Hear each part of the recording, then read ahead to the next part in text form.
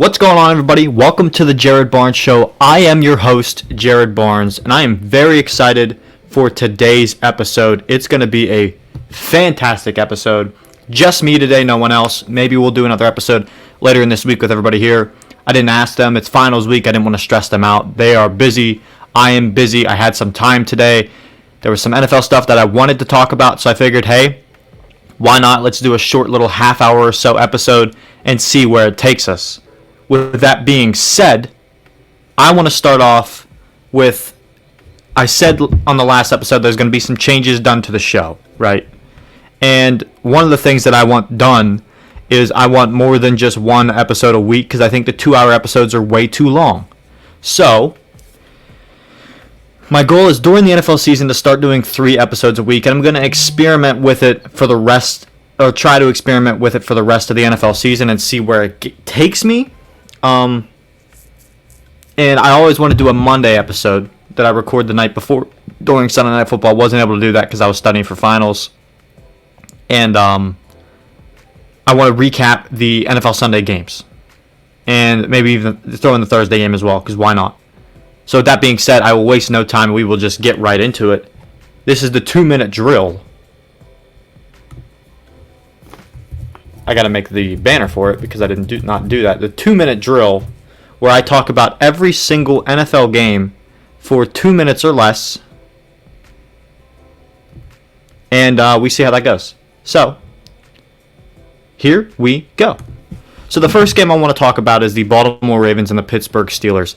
The Ravens are still in the lead of the AFC North. Lamar Jackson did not play. Everyone knew they were going to have to come in and run the ball extremely, extremely well.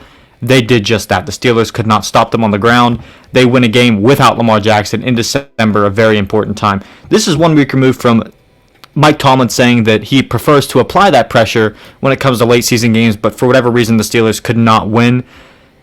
Tyler Huntley got hurt in this game for the Ravens. Who knows who's going to be the starting quarterback on a short week this Thursday? It leads more towards like it's going to be Anthony Brown if Tyler Huntley is not ready to go. It could also be Brett Hundley. We have no idea. But that being said, the Ravens got a good win on Sunday. The Steelers, though, not great odds for a playoff chance. Definitely not great now that Kenny Pickett's gotten hurt, now that they lost this game to the Ravens, a division rival. And we were quietly building momentum before that. Now that's kind of dead. Don't know what's going to happen next week with Kenny Pickett being thrown to the ground hard by Roquan Smith. Mitch Trubisky tried a little too hard to take too many shots, but oh well. We'll see what happens next week for the Steelers. Moving on, though. The Browns and the Bengals. The Bengals right now are playing extremely good football. Joe Burrow is playing fantastic. He's been one of the best quarterbacks in the NFL the last 5 or so weeks. T. Higgins and Tyler Boyd, they both got hurt. Don't know how long they're going to be out, but it does not matter. They have Jamar Chase back. They have their one back. They might have lost their 1A and their B weapon, but they have some other weapons like Trent Taylor, Trenton Irwin. But like I said, Jamar Chase is there. They're going to be fine offensively. The Browns' defense is really good, but the Browns' offense lacks a lot, especially with the return of Deshaun Watson. He has been not great. With that being said, I just don't expect the Browns to do much here down the stretch, and the Bengals are probably going to somehow find a way to win the AFC North. Now, let's talk about the Lions and Vikings game. We're going to talk about a little bit about this later, but Jared Goff is playing the best football he's ever played in his career. Jamison Williams has returned from injury. It's the second week. He caught a 41-yard touchdown. I expect more of that to come the rest of this season. If he can be a consistent deep ball threat, this Lions offense has the potential to do dangerous, dangerous things because they already have Jamal Williams, who's the leading NFL touchdown scorer, and they also have some other wide receivers like Amon-Ra St. Brown, DJ Chark. Yeah, they traded TJ Hawkinson. I still wonder what that was about, but then again, this is an offense that they scored 30 points in 7 games. They're a fantastic team. The Vikings defense, however, is terrible. They still have, a 99% chance to make the playoffs at this point. They have a lot of wins. They're a good offensive football team. The defense is lackluster at this point. And can Kirk Cousins win them games? Maybe, we'll see, but I don't think this is a team that's going to make that deep of a run into the playoffs with the way their defense is currently playing if they do not get it figured out. Moving on from them, let's talk about the Cowboys and Texans. The Cowboys came into this game like a 16, 17-point favorite against another NFL team that, yeah, their players do also get paid millions of dollars to play the game of football. This is a trap game. this was a trap game late in the season for the Cowboys. Good to see they came out with a win. You saw in this game why Dak gets paid the money he gets paid, because when they needed him to get a game-winning drive, he led the Cowboys down on a game-winning drive. Now, Houston's really bad, but they're gonna get some things figured out. It's probably better for them to lose as many games as possible. This team is somehow worse than last year, and the defense forced a lot of turnovers, which is great, but their offense just still can't score the points they need to score. They need a quarterback bad. They need an offensive line bad. They need weapons bad. They're a team that's desperate for picks, and I think they're looking to lose. But good for them for competing against the Cowboys this week. I don't expect them to win maybe any more games down the stretch, and I hope that I'm wrong about that with the Texans. But going back to the Cowboys, they have an injury in right tackle Terrence Steele. He's probably done, but that's really good. Not good for him, but really good for the Cowboys, because Tyron Smith, he's ready to return from the injured reserve, and Jason Peters, he hasn't played on the left side this year, but it's okay. They can put Peters on the left side or the right side. It doesn't matter. Peters is a very good tackle. Having Tyron Smith and Jason Peters back, two very experienced tackles, is only good for the Cowboys. Moving on from them, though, the Jaguars and Titans game. Trevor Lawrence, at this point in the season, I think he's answered every single question anybody's had about whether he can definitely be a franchise guy. I think the last few weeks he's proven that, and they routed the Titans on Sunday. The Titans played really good in the first half. They were running the ball really well, and then Derrick Henry just got absolutely stuffed in the second half, had 2 yards. This is an offense that lacks a receiver, really. I mean, the Titans kind of did it themselves when they traded A.J. Brown out of town, and it's been a real issue for them all year. A.J. Brown was like the secret sauce to Derrick Henry's run game. You have such a great play action when you have a receiver with A.J. Brown. I still don't understand why they traded him, which is still part of the reason John Robinson probably got fired last week, but it still baffles me because, it's just not great for the Titans at all, and their offense looks extremely inept at this point. They're a team that they're in a division where they should make the playoffs right now because they're pretty much one of the better teams in the division, but it hasn't been great, and they're probably going to get bounced out of the playoffs very quickly with the way things are going. But great thing for the future here for the Jaguars, the way those contracts are working out for the team, the way that some of their rookies and younger guys are playing like Trevor Lawrence and other people. This is a team that's built for the future. They're going to dominate in the future, and having Doug Peterson as the coach is great for the future going forward.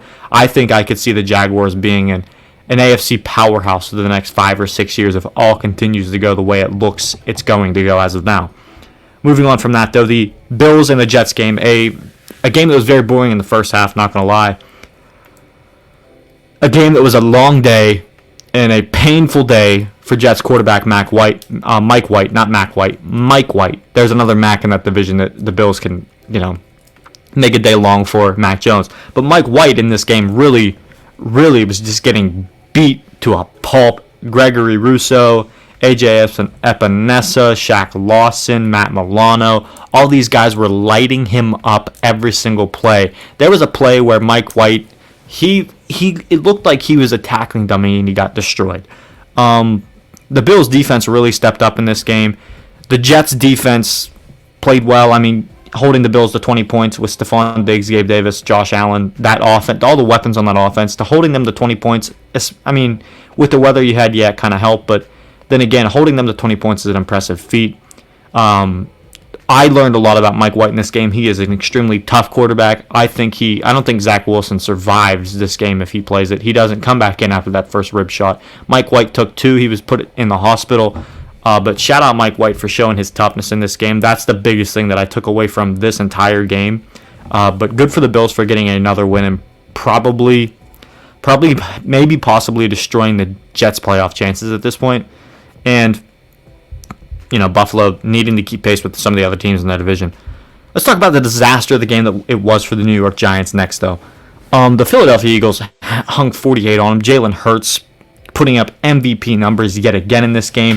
Who do you stop in that offense? Do you play the run and you play Jalen Hurts and Miles Sanders, or do you play the pass because you have to stop Devontae Smith and A.J. Brown? Skinny dat man, Devontae Smith, he's an unguardable receiver at this point. The way he runs routes is phenomenal. He's a top route running receiver in the league. He's only in his second year in the league. So that's really impressive. Last year, when the Eagles struggled to pass the ball, they didn't really have a legit weapon, and Devontae Smith was still coming into his own in this league. And then this offseason, you land A.J. Brown. Still to this day, I can't believe they did that. What a fantastic pickup. This team is structured to really win games and structured for the future to win games as well. This is a team that could really, really go, and I'm excited to see what happens here in the future because I think this is the best offense the Eagles have ever seen at this point. Now, the Giants, what a disaster. I mean, Saquon Barkley didn't have the greatest game. He might not be healthy. He was a game-time decision with a neck injury. He looked okay, but, he was limited for sure, and that limited the offense because they don't have anybody else. They have no wide receivers. Kenny Golladay gets paid a ridiculous amount of money and doesn't play. And you look around the rest of the offense, what does everybody else bring? Not a whole lot. This Giants team is in a bad spot. And for the future, they're going to need a quarterback going forward, and they're going to need some weapons on the outside, some real weapons on the outside. They had a guy in Kadarius Toney, but for whatever reason, they could just never get that figured out, and he's now gone. He's in Kansas City, but they have nothing weapon-wise there. A game that was closer than a lot of people thought it was going to be was the Kansas City Chiefs-Denver game, though. And what the biggest thing I think you need to know with this is, maybe the Chiefs need to be a little bit conservative when they have a big lead. That sounds wild to do, but they had a 27-0 lead in the second quarter. And the Broncos are a team that can't score points. So you can't give the Broncos the ball in their own territory because they do have Russell Wilson and they can move the ball a little bit, even though Russell Wilson's been pretty garbage this year. So, Patrick Mahomes threw 2 interceptions, pretty much putting the Broncos back in the game. And at that point, running the clock and running the ball is not a terrible thing to do, and I think they need to figure out how to do that maybe a little bit more. But I understand maybe you wanted to put it to your division rival. I mean, really, the scoreboard says this game was closer than what it really was because 27-0 in the second quarter. I mean, you're absolutely blowing the team out of the water. You're dominating them. You could have probably benched your starters if you would have kept your foot. If they kept their foot on the gas and didn't have the turnovers, Patrick Mahomes probably doesn't play in the fourth quarter of this game. That's how bad they were beating the Broncos. The Broncos they've been officially eliminated from the playoffs at this point. I don't see why it's worth putting. You could say you don't want to put Russell Wilson out there for the rest of the season just because you don't want to risk injury because he's a $250 million man. But at the same time, it's maybe you'd look elsewhere and bench Russ and play Brett Rypien and just see what you have with some of the other guys on that offense just to figure out what pieces you need to move and what pieces you need to keep. I think they need to bench Russell Wilson and just figure out the rest of the season. Let's talk about the Panthers in Seattle, though. I thought the Seahawks were going to play a little better in this game. Let's be honest. I thought that there was a chance that Seattle was going to play really hard because their team dog just passed away this past week. And what a shame he was a 3-legged dog. I actually forgot his name. I thought the Seahawks were going to get a win here.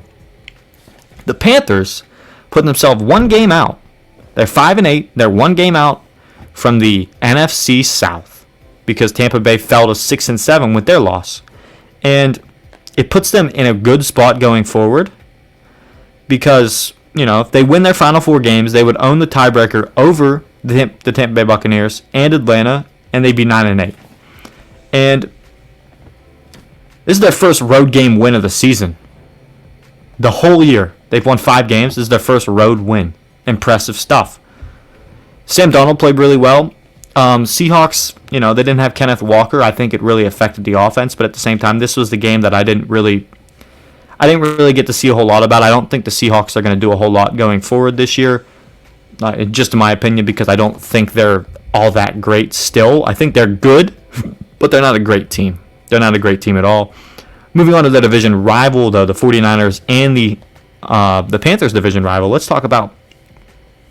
And this will be probably not to transition to my next topic because we got 2 more games to talk about. But Brock Purdy played fantastic. Deebo Samuel got hurt, but he's going to be okay.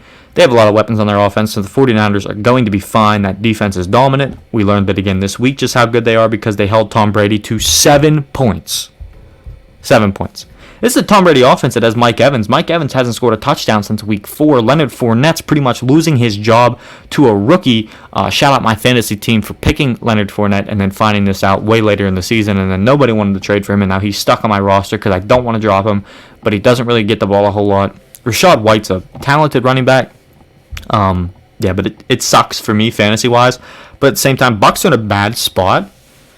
And they're 6-7. They need to win every game from here on out if they want to win their division. They have no choice. They cannot lose. And just because I mentioned that the Panthers have the tiebreaker over them, they literally cannot lose at this point. They have no choice. They have to win every game from here on out. And next week they play the Bengals, so that's not going to happen. Moving on to the Sunday night game, though. The game that some people would say ended the conversation of, should have the Dolphins drafted Tua or Herbert? That conversation is going to go on forever because these are quarterbacks in that draft class that are all fantastic. I mean, if you really want to talk, you could debate whether the Dolphins should have drafted Jalen Hurts over Tua at this point. Let's be real if you wanted to debate that, because Hurts is one of the best quarterbacks in the NFL this year. Herbert just happens to be one of the, arm talent-wise, one of the best quarterbacks in the NFL by far. And the Chargers played really well. Their defense, for one of the first times I feel like this season, stepped up and played really good football.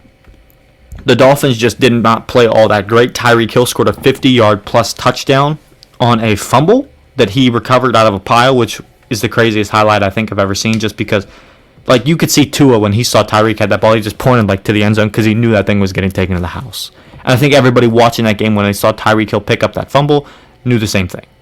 Like, it was a fun Sunday night game, kind of boring, not all that great.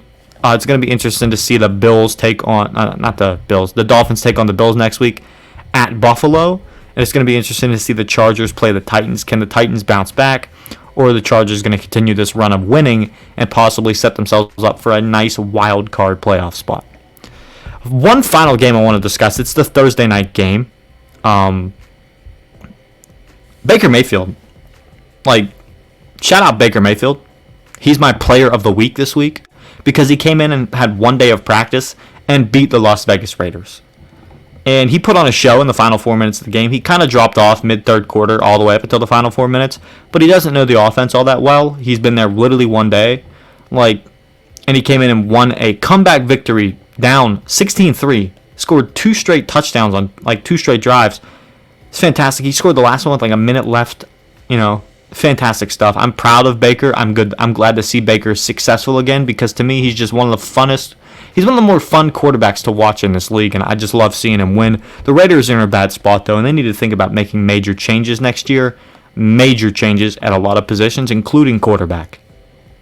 And it doesn't matter what goes on the rest of the season. They're 5-8. They're probably done. If they lose one more game, they're out.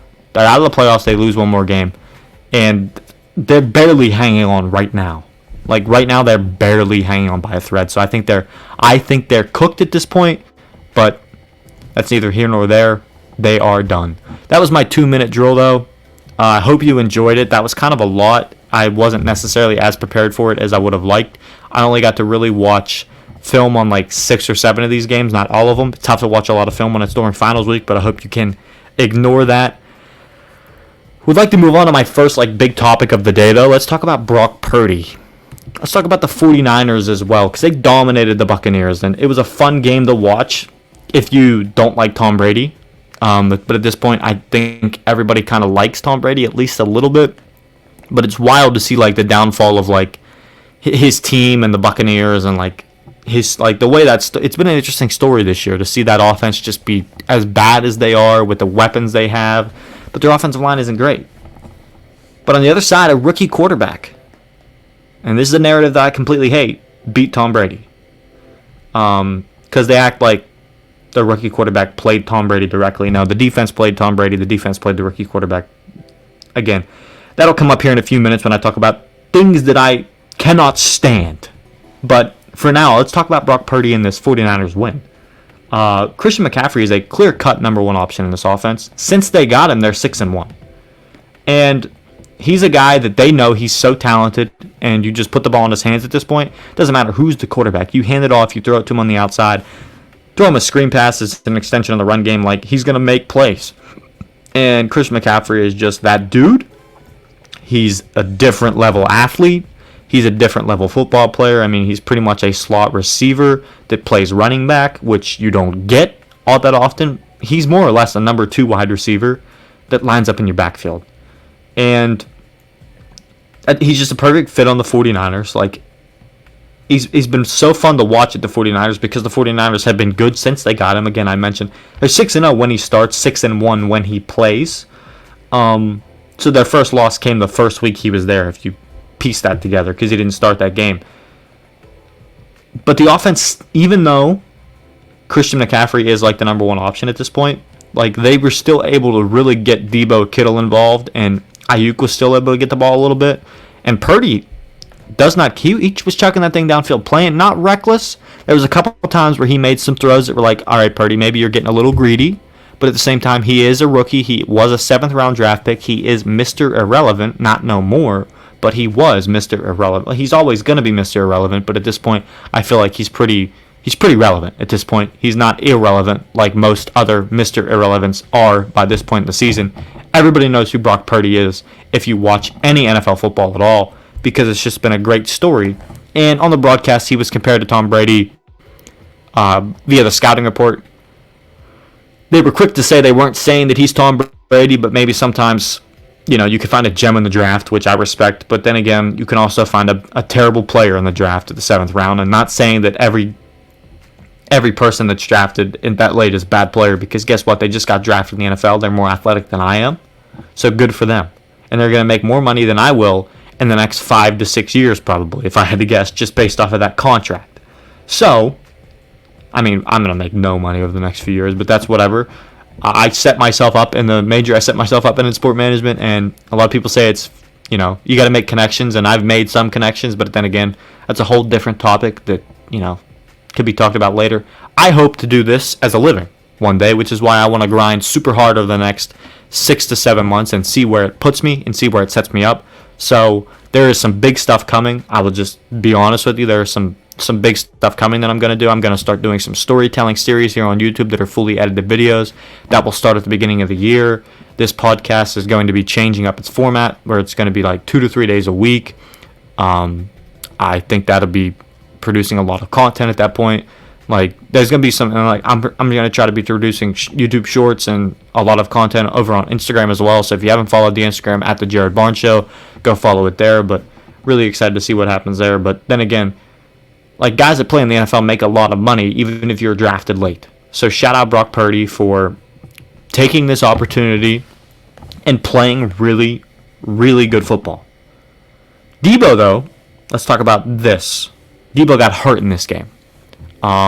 It's likely, Jordan Schultz reported this morning that it's likely a injury that's not as serious as it necessarily looked when it happened in the game. It looked like a season-ending injury in the game, though. But it is likely a high ankle sprain. And the team is optimistic and very positive that Debo Samuel is okay, which is a great sign if you're a fan of football, because at this point, the 49ers, with as much injury as they sustain at the quarterback position, other positions on the defensive side and at the corner and just around the team, like, this is a team that gets injury plagued, I feel like, every year. And that should be maybe looked into a little bit, and there's got to be a reason why that team gets injured so much. Either they're just extremely unlucky, they have bad juju, or there's something going on. But this is an ankle injury that you can't do nothing about. That's what Trey Lance got. That's what Jimmy G got. This is probably just a high ankle sprain that's going to put him out 2 to 3, maybe 4 weeks, so it should be the full rest of the season. But he'd be back for the playoffs, and they need him for the playoffs, because this is a team that's going to win their division no matter who the quarterback is, because that defense is just as good, if not better, than any defense in the entire NFL. And if you just block for Brock Purdy and they have the offensive line play that they've continued to have all year, this team is very good. Now, I brought up things that annoy me earlier. I mentioned that I cannot stand the narrative that is pushed that rookie quarterbacks play bad versus Brady-led football teams. Okay? Because it has nothing to do, absolutely nothing to do, with how Tom Brady plays. Let's be real. The rookie quarterbacks play bad versus Tom Brady-led teams because the majority of those teams were coached defensively by Bill Belichick. And I'm not saying Bill needs to get the credit here. I'm just saying the narrative that, like, these quarterback battles are like, oh, Joe Burrow versus Josh Allen. No. I mean, yeah, technically it is their teams versus each other, but it is not those guys versus each other. It was never Peyton versus Brady one-on-one. It was literally Peyton versus the defense and Tom Brady versus the defense. Yeah, part of the game is completely out of their hands. It's not Brady's fault that his defense statistically is absolutely garbage this year and can't stop anybody, especially a team at this point that has the weapons on offense that the 49ers have. Great that Brock Purdy won, but in my mind, it's a stupid narrative that is pushed that Brady plays well against rookies, because it is not his doing. All he has to do is perform on the offensive side of the football, and if the team that he's on is not good and the defense can't stop anybody, it's a stupid narrative. It's a narrative that frustrates me, and it comes up in so many different ways during the NFL season. It's a dumb narrative. I can't stand it. Not just the rookie quarterback thing, but just other things like that. It's just stupid. Just stupid.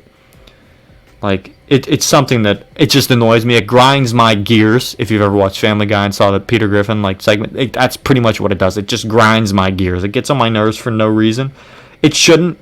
I feel like I'm one of the few people that it gets on my nerves, and I don't know why it does. But with that being said, I want to talk about Tom Brady at this point, because I think Tom's time in Tampa is likely coming to an end. With the Bucs as bad as they are offensively and defensively, still being set up to get a playoff spot, and I don't think at this point they will. I'll be honest with you. I think the Panthers have a better shot of winning the division than the Bucs. I hope I'm wrong, because I think the NFL's better when Brady's in the playoffs, but this is not a Brady team that I don't think can win many games. This is a Brady team that they're going to get beat this upcoming week versus Cincinnati as well. I don't see them winning that game, because that defense is not going to be able to stop Jamar Chase. That defense cannot stop the Bengals offense, and the Bucs offense has proven they can't score points versus a decent defense, and the Bengals are a little bit better than a decent defense. So that puts them in a spot where even if they win, they need Panthers to lose. And you look at some of his options. The 49ers, the team he just played, they could come knocking for Brady, because that is Brady's home area. He grew up a 49ers fan. He grew up a Joe Montana fan, a Steve Young fan. He would love to wear the red and gold. I do believe that when he becomes a free agent this upcoming spring, 49ers will be one of the top teams on his list. Another team that he's been being linked to is his former team, the New England Patriots. The reason this is being linked, at least on Twitter, people are saying, well, Giselle didn't like the cold and wanted to be somewhere in a warmer climate. Giselle's gone now. Brady might go home. Might go back to Tampa. Not Tampa. Might go back to New England. My bad, I misspoke. I don't see that happening. I don't think him and Bill's relationship could be mended, but some of the offensive connections that maybe would have drawn him back are no longer in New England. Julian Edelman retired. Gronkowski's not coming back to play for Bill. Gronkowski's, at this point, I don't think coming back to play for anybody, but I don't think there's anything offensively that's going to draw him back to New England. With that being said, I mentioned his offensive connections. Josh McDaniels is his former offensive coordinator from the Patriots, who's currently the head coach of the Raiders. I mentioned earlier in the episode that I think the Raiders need to make some massive changes on just as a team, but specifically at the quarterback position. I think the Raiders are going to cut Derek Carr after this season. His dead cap, $5 million if they cut him at the end of the season. Derek Carr can be a free agent, pick his new team. He's been loyal. At this point, he's the longest tenured AFC quarterback. Good for Derek, but let's be honest, it hasn't worked for the Raiders organization in Oakland or in Vegas. And I think that, at that point, when you don't really see a lot of success regular season, not even in the playoffs. I think they've made the playoffs once, maybe twice with Derek Carr, and I like Derek Carr. He's a quarterback that I enjoy watching, but at this point, that offense is not good. You have your old college buddy. You were pretty much the reason he wanted to come there and play. I think that would be a team. You put Brady on that team. That team's really good. That has a better offensive line, a better run game, better receivers, and a better defense than the team he currently has. Do I think that Brady's going to want to play in Patrick Mahomes' division? Absolutely not. Why would you want to do that? Why would you want to go play in a very competitive division where you play Herbert, where you play Mahomes, and where you play Russell Wilson? Even if Russell Wilson is statistically really bad at football. Then again, I could be wrong, and he could just want to go join his former offensive coordinator, but that's honestly probably the two landing spots that I think he's probably going to look at going the most. Moving on from Brady, though. Enough Brady talk on this show today. My goodness, I feel like we talked about Brady the whole half hour. Got to talk about the Lions because they are the brand new Lions. They defeated the Vikings, and I think they're a legit playoff contender at this point. The Lions came into this game favorited. People were very confused as to why the Lions were favorited. I don't think Dan Campbell knew because he was asked earlier in the week leading up to this game if he had talked to the team about them being favorited for like one of the first times this year against a winning team, and he looked like he was caught off guard and said, well, we can't bet, so you know that has no bearing on us. And then he said, what I would tell the guys though, and then he went on a big spiel and cut a promo just like Dan Campbell always does. It looked like he was caught off guard though. It sounds like he maybe was shocked that they were favored versus the Vikings. And maybe that had an effect on his game plan on why he was so aggressive, because they did a fake punt in their own territory, up 7 points, converted, and it was a massive play. And then when they needed the big play offensively, they put their right tackle in motion, Penei Sewell. They made him an eligible receiver, which means that he came out, rubbed his chest in front of the whatever the call is to make an eligible receiver, which means that the Vikings knew that he was an eligible receiver at this point. They saw him in motion. They should have immediately been like, all right, someone just guard him in case this is a pass, just because this is an offensive lineman. Not saying that he's unathletic, but if you put a guy on him, the good chance he doesn't make this catch. Bad move on the Vikings for not recognizing that. That's in hindsight, though. I guarantee you, if I was a Vikings defensive coordinator, I see Penei Sewell marking himself as eligible. You have to do that when you go in with a jumbo package of offensive linemen. So at the same time, I can't judge it too hard. But then again, gutsy play by Dan Campbell to do that, and then him saying at the end of the post game that Penei Sewell could be a Hall of Fame tight end if he just lost some weight is absolutely hilarious. I mean, because Penei Sewell is a great blocker, but absolutely hilarious. I'm going to talk about some of the reasons they were favored, though. Let's be honest. This Lions offense is fantastic, and statistically, in the red zone, they are one of the top offensives in the league. This graphic was put up during the game, and the red zone offense this season is one of the best by far. They had 46 drives in the end zone. That's second in the league. That's of all the teams that have been in the red zone this year, they've been in the red zone second most. They've scored 34 touchdowns. Second most in the league in the red zone. They've also scored a touchdown percentage 74% of the time that they're in the red zone. If you do the quick math on that, that is amazing. That is a technical C, which, C's get degrees in college. So, shout out Lions for.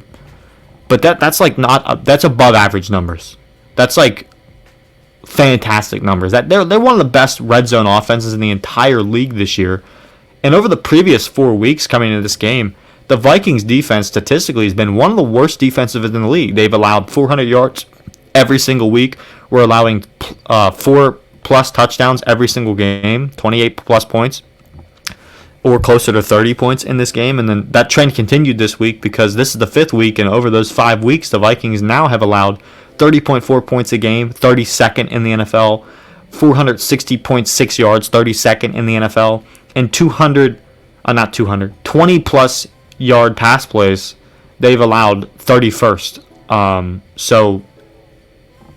They've allowed the second most 20+ yard pass plays in the NFL at this point, which only bodes well because that's the one thing the Detroit Lions offense at this point does extremely, extremely well is throwing the football.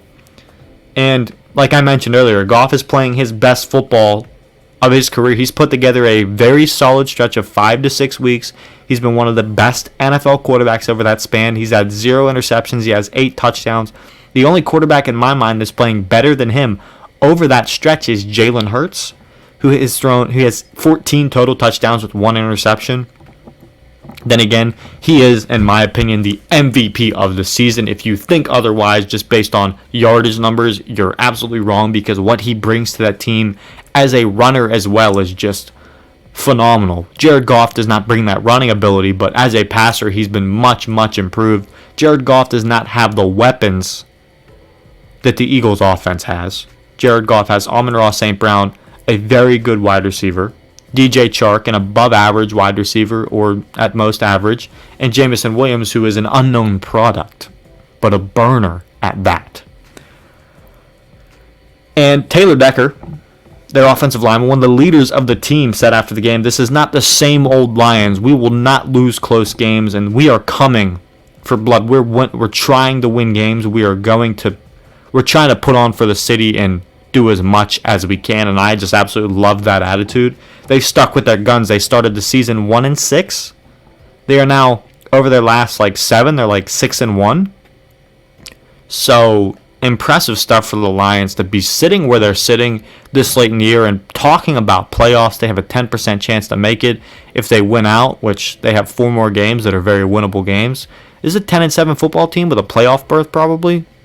I like those odds for the Lions to, especially with the way they're playing offensively and defensively at this point. This is a team that could maybe pull an upset in the playoffs. Who knows? Who knows? But they're obviously going to play a top NFC team if that is the case. So, maybe not going to happen. But then again, would be fun to see. Definitely would be fun to see. Moving on from the Lions, though, let's wrap up this show with our NFL Roundup and News Roundup. Mike White, he got absolutely blown up this past week versus the Buffalo Bills. He was injured. He went to the hospital in an ambulance after the game. Immediately after the game, he's expected to play this upcoming week. Mike White's got that dog in him. He's very, very talented, and I'm excited to see if he does play, how well he does play. To me, that's just a fantastic story, and I absolutely love Mike White. I think it's going to be fun to watch. Moving on from Mike White, though, let's talk about Odell Beckham, who remains unsigned at this point. He said over the weekend that he and Saquon have unfinished business in New York, hinting that maybe he returns back to New York. He obviously won't go to Dallas after Jerry Jones pretty much leaked information that they don't think he's going to be able to play till mid-January, even though Odell said he'd be ready for playoffs. And, It's whatever at this point, but I thought Dallas had a legit shot at getting him. I think he wanted to play in that Dallas market, but it's a shame he probably won't at this point. But a team that has stayed in contact with him over this entire time is the Kansas City Chiefs. They didn't get him last year, and they've stayed in contact with his agent since, and not when he was on the Rams, but obviously when he became a free agent and stuff like that, just to keep updates on his surgery and things like that. And if the Chiefs can land him, that's a big get because Odell has said that he has no desire at this point to play during the regular season because he is a primetime player and he only wants to play when the lights are the brightest. I don't necessarily feel like that is smart at all. I think that if you are an NFL player, you have to kind of play during the regular season. You can't just take the whole regular season off and be like, all right, well, I'm a primetime player. It's like that would be like Devontae Adams, quitting right now on the Raiders and just being like, well, I'll play when we make it to the playoffs. And if they never make it to the playoffs, dude's never playing another game. That would be wild to me because Devontae Adams is a primetime wide receiver. That'd be like T. Higgins, sitting down for the Bengals, who just got hurt and saying, well, hey, I'm a primetime player. I'm not gonna play the rest of this season because I play when the lights are the brightest. Dude, no. At this point, you're not one of those GOAT level players that can do that. This isn't the NBA. This is the NFL. It's not, one of your better players doesn't play, like, good chance you don't win the game. Like, it's even though it's a team game, like, still wild. Like, it's so wild to say something like that, and it's so bizarre. But I just Odell's just a different dude, though, so that doesn't shock me that he'd say something like that. But yeah, moving on from Odell, though, my last topic was a conversation piece that I was not expecting to happen over this past weekend and leading into today, because the Packers didn't play this weekend. So I expected there to be no Packers talk. And that is not the case. It's being reported and rumored at this point that Jordan Love next year wants to start. And if he's not going to be the starter because Aaron Rodgers is back in Green Bay, he does not want to be in Green Bay anymore because he believes he is a starting caliber player in the NFL. And I'll be honest, I watched that Eagles game. He was throwing balls. He was throwing good footballs. I think he is also a starting wide receiver in this league. Now, with that being said, the Packers are now going to have to put themselves in an ultimatum this offseason because you spent a first-round pick on this guy. You picked him to be the future of your franchise. You don't spend a first-round pick on a guy to not be the future of your franchise. A lot of times first-round picks don't work out, but only the bangers survive. We only hear about the good ones. We don't necessarily hear about the bad ones unless they were astronomically bad and they get a bunch of hate for being bad, like Ryan Leaf or Jamarcus Russell, who are two guys that maybe had some off-the-field things going on that, you know, are good stories. And maybe I talk about their stories when I do these storytelling things. But Jordan Love putting the Packers in a ultimatum spot where it's like, okay, we had this situation before. How did we handle it before? We had Brett Favre and Aaron Rodgers. It was obviously time for Rodgers to play and Brett Favre to go. So they traded Brett Favre to the Jets. A similar thing is going to happen this offseason. If Rodgers decides to come back and play, he's going to be gone from Green Bay because Green Bay would like to see, in my opinion, what they have with Jordan Love to see if he is the franchise guy. He's a first-round draft pick. He was picked at this point. This is his third year in the NFL. Next year will be his fourth year. They have to pick up his fifth-year option this year. Like this offseason, they have to pick up his fifth-year option if they want to have him for that fifth year. And he's started one game for the Packers over that period of time. Aaron Rodgers has won 2 MVPs over that period of time. No need to play Jordan Love. So it's definitely going to be interesting to follow that for the Packers because they're now put in a very interesting, tough spot. And I don't know how they're going to handle it because this is not one that I would want to have to handle as a GM. Do you trade a guy that over the past 3 seasons has won 2 MVPs and is probably on the back end of his career, but I think gives you a really good shot at winning a Super Bowl? Or do you go with the cheaper guy who's shown potential and could possibly be your franchise guy for the next 15, or he could fail and now you're in quarterback hell? Going to be interesting to watch and see how the Packers handle that moving forward because that was not news that I expected to, come up this weekend, but it did. So I had to discuss it. With that being said, that's all I have for this episode. We'll try to have another episode later this week with Nate and Micah. We have found a new guy to bring into the show, but we'll not bring him in probably we'll not probably bring him in. His name is Cameron. I will introduce him and say that, and he has been seen on this channel before. I actually asked him sports trivia. He is a friend of mine, very entertaining, and he's a Bears fan. But I don't know when we will bring him in, if it would be the next episode or if it will be next semester.